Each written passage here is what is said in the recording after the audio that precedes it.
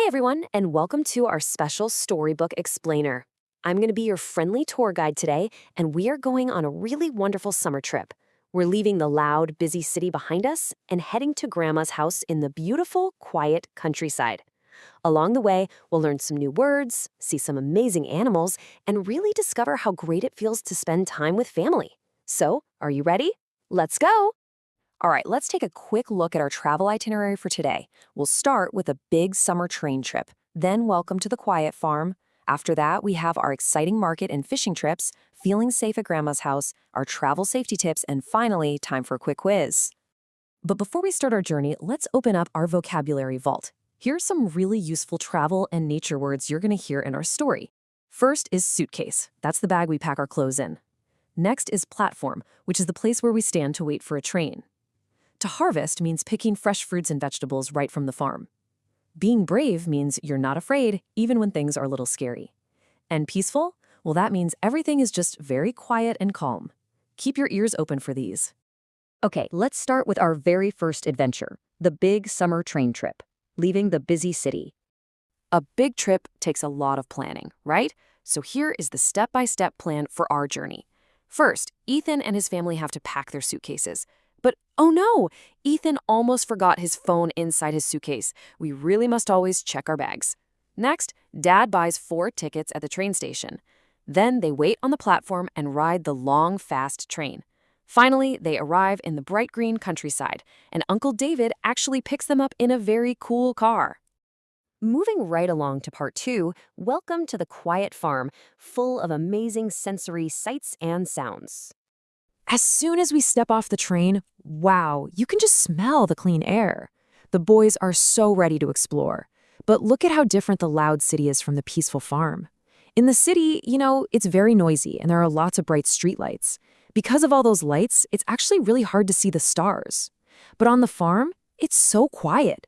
The sky gets incredibly dark at night, which means the stars are just bright and beautiful. Ethan and Noah are totally amazed by how many they can see. Mom explains this big idea to Ethan and Noah. She tells them about something called light pollution. This is when way too many lights from city buildings shine up into the sky, and it basically hides the stars. But out in the country, the air is clean and the sky is super dark. And that, my friends, is exactly why the country sky is so full of bright shining stars. Now, let's track Ethan and Noah's feelings during their farm adventure, because traveling brings up lots of emotions. On the afternoon of day 1, they feel pretty scared because they fall on a wet road and actually get lost. But then on day 2 in the morning, they think it's so funny when Uncle David slides down a rope from a really tall tree. And by the evening of day 2, they are just so happy feeding a small cat that visits their warm campfire. Let's move on to section 3. Exciting market and fishing trips. Learning about nature. Let's follow our travelers to the busy market. Honestly, the market is just like a really fun school. The boys learn all about wonderful sea animals. They learn that fish use their fins to swim super fast. They spot a snail moving very, very slowly. And Noah is actually so surprised to learn that crabs are green when they're alive, and they only turn red when we cook them.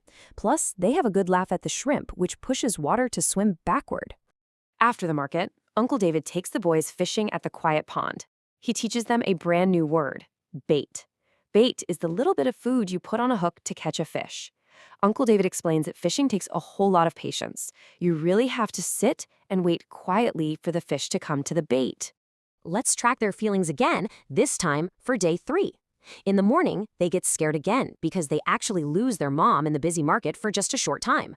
But by the afternoon, Ethan feels super brave because he catches a very big, strong fish. Finally, in the evening, they feel totally calm and peaceful flying kites high up behind the hill. Even after running away from an angry dog earlier, they learn that they can be brave and still have a lot of fun.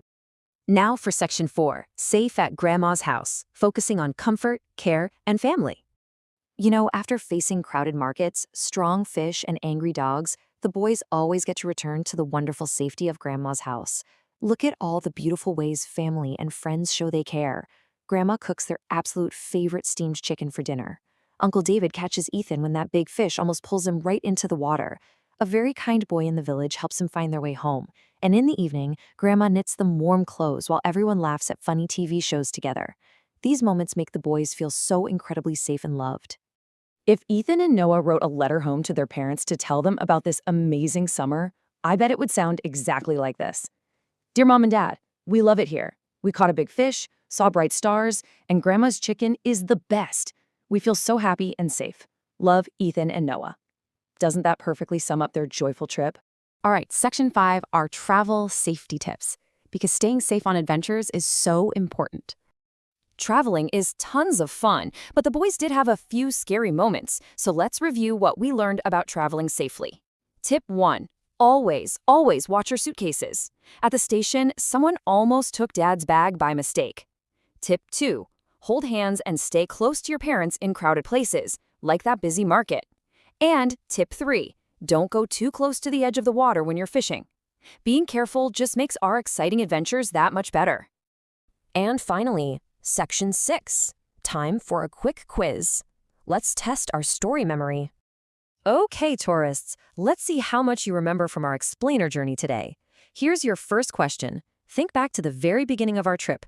Where did Ethan finally find his lost phone when they were rushing to pack their bags? Did you guess it? The answer is in his suitcase. It was tucked inside his bag the entire time. And hey, this is exactly why we should always double-check our bags before we leave home.